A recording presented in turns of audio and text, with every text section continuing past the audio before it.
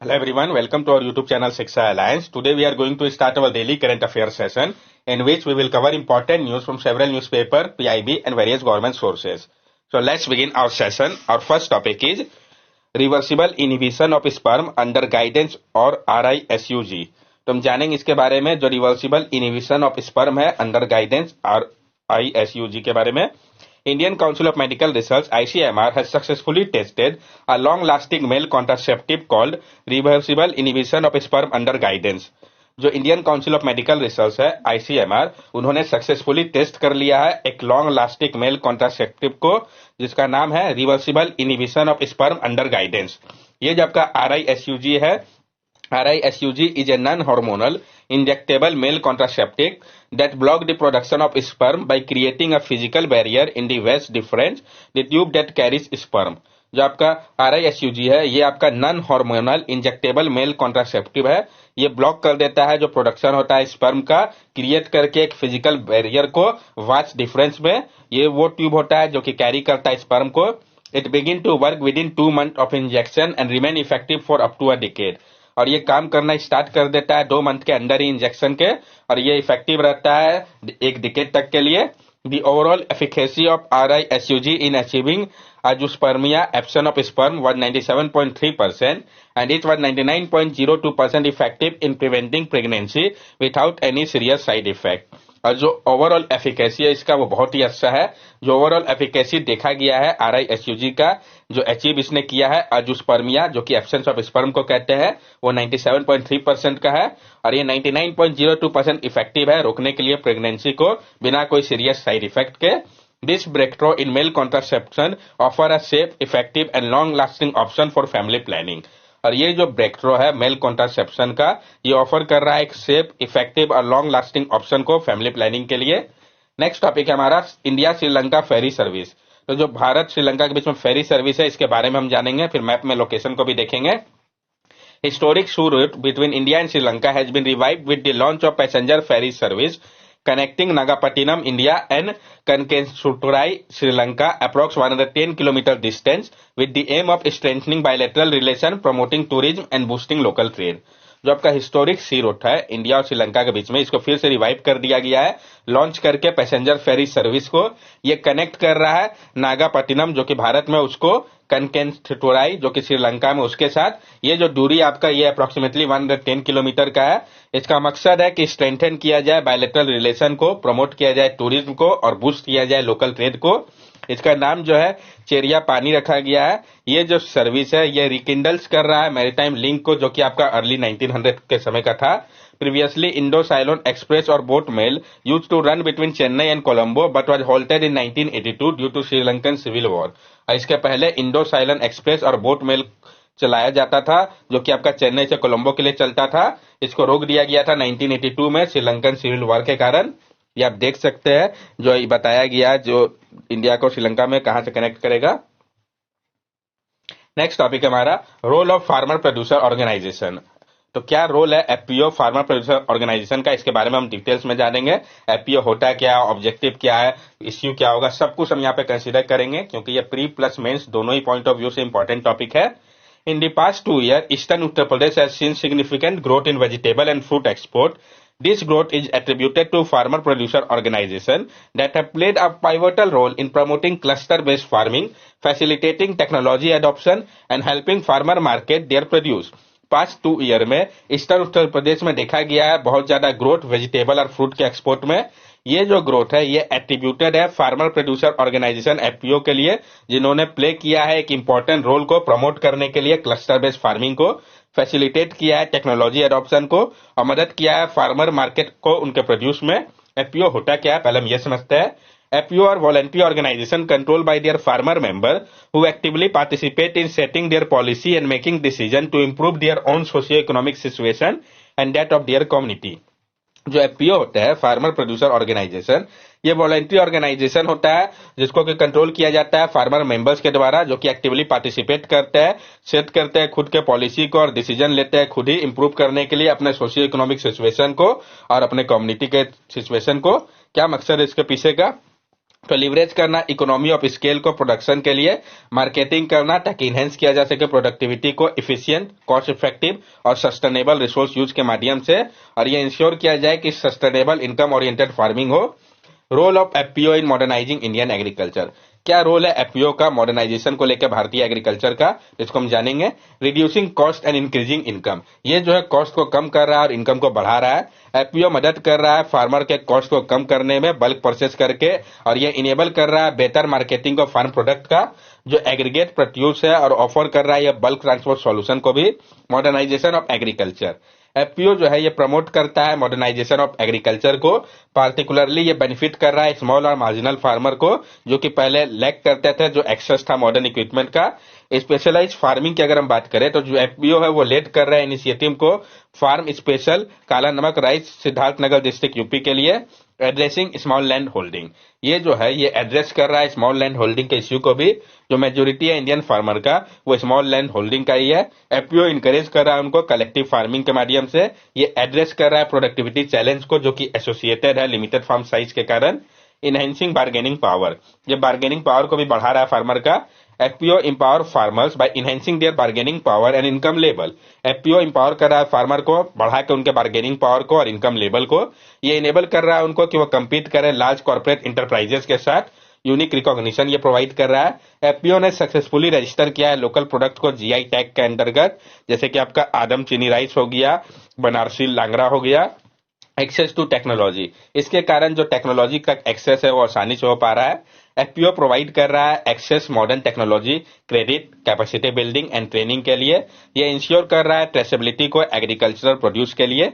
Easy access to credit, इसके कारण आसानी से क्रेडिट मिल पा रहा है। Farmer with in FPO have easier access to fund and support services from the government, donor and service provider.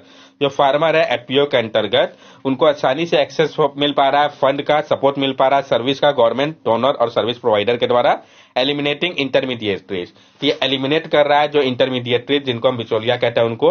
FPO play कर रहा है एक इंपॉर्टेंट रोल को एलिमिनेट करके नॉन ट्रांसपेरेंट इंटरमीडिएटरीज को एग्रीकल्चर मार्केटिंग से, जिसके कारण बेहतर इनकम जो है वो फार्मर को मिल पा रहा है।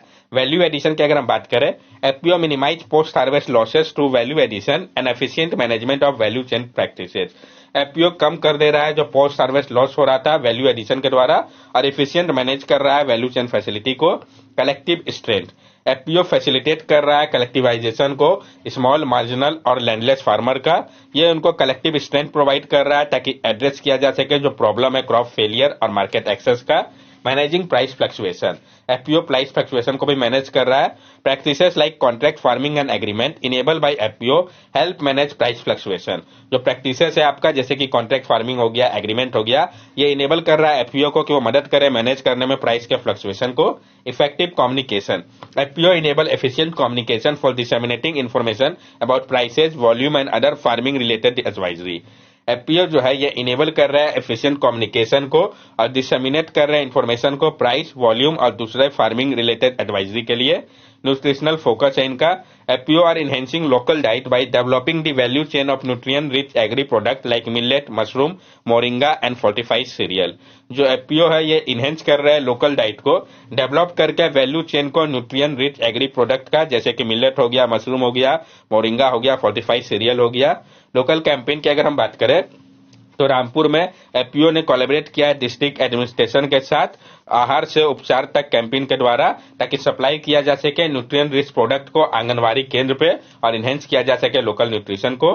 लेकिन क्या प्रॉब्लम है जिसका सामना करना पड़ रहा है एफपीओ को, तो हम इसको भी समझेंगे। Lack of inadequate professional management, जो कमी है इनएडिकेट प्रोफेशनल मैनेजमेंट की। Train rural manpower is scarce for professional FPO management, जो ट्रेन रूरल मैन पावर है वो बहुत ही कम है प्रोफेशनल एफपीओ मैनेजमेंट के लिए। वीक फाइनेंशियल, जो फाइनेंशियल है वो बहुत ही कमजोर है। FPO primarily comprises small and marginal farmer with limited resource hindering their ability to provide quality product and service initially. FPO जो है वो मेनली कंप्राइज करता है स्मॉल या मार्जिनलाइज फार्मर को लिमिटेड रिसोर्स के साथ। ये हिंडर करता है जो उनका एबिलिटी है प्रोवाइड करने का क्वालिटी प्रोडक्ट और सर्विस को initially. Inadequate access to credit, जो इनएडिकेट एक्सेस है क्रेडिट को लेके।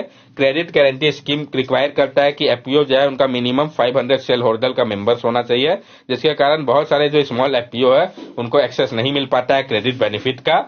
Lack of risk mitigation mechanism, जो कमी है रिस्क मिटिगेशन मैकेनिज्म की, तो जो एग्जिस्टिंग इंश्योरेंस स्कीम है ये कवर करता है प्रोडक्शन रिस्क को फार्मर्स के लिए, लेकिन ये एड्रेस नहीं करता है जो बिजनेस रिस्क है एफपीओ का।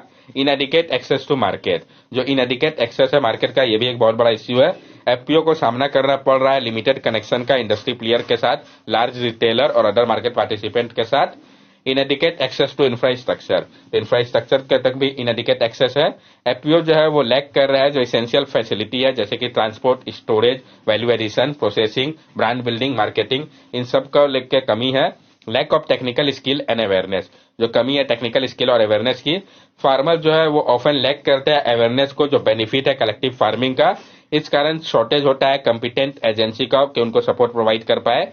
Government step to address various agriculture issue, government के द्वारा जो स्टेप लिया गया है ताकि एड्रेस किया जा सके जो अलग अलग एग्रीकल्चर इश्यू है, जैसे कि जो स्कीम है 10,000 एफपीओ का स्टैब्लिश करने की बात की गई है, 10,000 फार्मर प्रोड्यूसर ऑर्गेनाइजेशन एफपीओ को, ताकि इनहेंस किया जा सके एग्रीकल्चर प्रॉफिटेबिलिटी को और बेनिफिट प्रोवाइड किया जा सके फार्मर को। Equity grant fund scheme for enhancing viability, equity grant fund scheme की बात कही गई है ताकि इनहेंस किया जा सके वायबिलिटी को। तो सपोर्ट किया जाएगा एफपीओ को इंप्रूव करके उनके वायबिलिटी को, सस्टेनेबिलिटी को और क्रेडिट वर्थनेस को इक्विटी ग्रांट फंड के माध्यम से।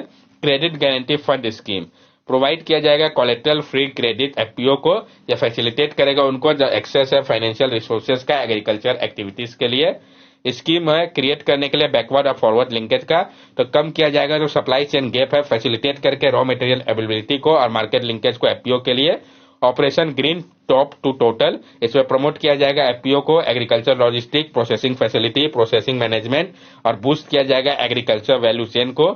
100% टैक्स डिडक्शन की बात कही गई है एफपीओ के लिए जिनका एनुअल टर्नओवर जो है अप टू ₹100 करोड़ है, तो ऑफर किया जाएगा टैक्स इंसेंटिव एफपीओ को जिनका टर्नओवर जो है वो स्पेसिफाइड लिमिट में है। यूपी गवर्नमेंट के द्वारा जो सपोर्ट प्रोवाइड किया जा रहा है एफपीओ को, जैसे कि फॉर्मेशन प्लान हो गया। सेंटर का मकसद है कि स्टैब्लिश किया जाए 10,000 एफपीओ को पूरे विश्व में। उत्तर प्रदेश का गोल है कि वो क्रिएट करे एक एफपीओ को हर एक डिस्ट्रिक्ट में 826 ब्लॉक में एनुअली, हर एक 5 साल में। डेडिकेटेड सपोर्ट की अगर हम बात करें तो यूपी ने स्पेशलाइज एफपीओ सेल क्रिएट किया है ताकि गाइड किया जा सके इन ऑर्गेनाइजेशन को, इंश्योर किया जा सके स्कीम के कन्वर्जेंस को और एड्रेस किया जा सके कंपाइलेंस को। एफपीओ शक्ति पोर्टल की अगर हम बात करें तो इसको लॉन्च किया गया यूपी में, कहां लॉन्च किया गया इंपॉर्टेंट पॉइंट है। ये ऑफर कर रहा है ग्रीवेंस रिड्रेसर और बिजनेस पार्टिसिपेंट अपॉर्चुनिटी को एफपीओ के लिए। जुलाई 15 तक 1600 एफपीओ जिनका टर्नओवर जो था ₹229 करोड़ है, इसको रजिस्टर किया गया इस पोर्टल में। फाइनेंशियल असिस्टेंस प्रोवाइड किया जा रहा है। एग्रीकल्चर इंफ्रास्ट्रक्चर फंड जो है वो प्रोवाइड कर रहा है एफपीओ को 3% इंटरेस्ट सबवेंशन। यूपी ने ऐड किया अनदर 3% रिड्यूस करके लोन के इंटरेस्ट को अराउंड 3% करके। सब्सिडी की अगर हम बात करें तो दोनों ही सेंट्रल और स्टेट स्पॉन्सर स्कीम जो है वो ऑफर कर रहा है कैपिटल सब्सिडी को, इनकरेज कर रहा है पोस्ट हार्वेस्ट इंफ्रास्ट्रक्चर डेवलपमेंट को। इससे हम ये कंक्लूजन निकाल सकते हैं कि इंप्रूव करने के लिए एफपीओ को आवश्यकता है एक स्केल और स्ट्रेंथन एफपीओ की। अमेंड करना होगा एपीएमसी एक्ट को, free exemption bill farm level infrastructure, enable करना होगा एमएसपी प्रोक्योरमेंट को, अट्रैक्ट करना होगा प्राइवेट इन्वेस्टर को, एक्सटेंड करना होगा फंडिंग स्कीम को, क्रिएट करना होगा फ्लेक्सिबल पॉलिसी को और कंडक्ट करना होगा रूरल फार्मर अवेयरनेस प्रोग्राम को, तभी अचीव किया जा सकेगा इसके बेनिफिट को जिसके लिए इसको क्रिएट किया गया है। नेक्स्ट टॉपिक हमारा ग्रीन एनर्जी कॉरिडोर। पीआईबी की न्यूज इंपॉर्टेंट हो जाता है, जानेंगे इसके बारे में हम। Cabinet committee on economic affair ने अप्रूव कर दिया है जो ग्रीन एनर्जी कॉरिडोर फेज 2 है इंटर स्टेट ट्रांसमिशन सिस्टम का। ये 13 गीगावाट रिन्यूएबल एनर्जी प्रोजेक्ट है लद्दाख का, तो कहां के लिए कितना है ये इंपॉर्टेंट है। ग्रीन एनर्जी कॉरिडोर जो है ये आपका इनिशिएटिव है जिसका मकसद है इंटीग्रेट करना और इवैक्यूएट करना रिन्यूएबल एनर्जी को भारत के पावर ग्रिड के लिए। ये प्रमोट कर रहा है सस्टेनेबल ग्रोथ को और इनहेंस कर रहा है एनर्जी सिक्योरिटी को। इसका 2 फेज है, दोनों फेज के बारे में हम जानेंगे। पहले इंप्लीमेंटिंग एजेंसी जान ले तो power grid corporation of India जो है वो इसकी इंप्लीमेंटिंग एजेंसी है। जीईसी 1 का जो इंप्लीमेंटेशन है ये पहले से अंडरवे चल रहा है गुजरात, आंध्र प्रदेश, कर्नाटका, हिमाचल प्रदेश, महाराष्ट्र, मध्य प्रदेश, तमिलनाडु, राजस्थान तक। इसका मकसद है इंटीग्रेट करना और इवैक्यूएट करना 24 गीगावाट रिन्यूएबल एनर्जी को। तो कौन कौन सा स्टेट है ये इंपॉर्टेंट है। जो जीईसी 2 है इसका इंप्लीमेंटेशन की अगर बात करें तो इसको प्लान किया गया 7 स्टेट के लिए। तो 7 स्टेट कौन कौन से है? गुजरात, हिमाचल प्रदेश, कर्नाटका, केरला, राजस्थान, तमिलनाडु एंड उत्तर प्रदेश। तो ये 7 स्टेट का नाम आपको मेमोराइज होना चाहिए। ये टारगेट कर रहा है ग्रिड का इंटीग्रेशन को और पावर इवैक्यूएशन को, जो कि आपका अराउंड 20 गीगावाट होगा रिन्यूएबल एनर्जी प्रोजेक्ट का। 5 ईयर्स का इसका समय दिया गया है। ऑब्जेक्टिव की अगर हम बात करें ये सिंक्रोनाइज कर रहा है renewable energy, wind and solar को कन्वेंशनल पावर सोर्सेज के साथ। अचीव किया जाएगा 500 गीगावाट इंस्टॉल इलेक्ट्रिसिटी कैपेसिटी को नॉन फॉसिल फ्यूल के माध्यम से 2030 तक, और इवैक्यूएट किया जाएगा 20,000 megawatt large scale renewable power को। क्या महत्व है इसका? ये इनहेंस कर रहा है भारत के लॉन्ग टर्म एनर्जी सिक्योरिटी को, प्रमोट कर रहा है इको फ्रेंडली ग्रोथ को, रिड्यूस करके कार्बन फुटप्रिंट को, और क्रिएट कर रहा है एम्प्लॉयमेंट अपॉर्चुनिटी को, दोनों ही स्किल एंड अनस्किल्ड वर्कर के लिए। That's all for daily current affair session. अगर आपको हमारी वीडियो अच्छी लगी हो तो हमारे चैनल सब्सक्राइब करें, हमारे वीडियो को लाइक करें और ज्यादा से ज्यादा शेयर करें। These are our social media link. From here also you can stay connected with us and give us your valuable feedback. Thank you and have a nice day.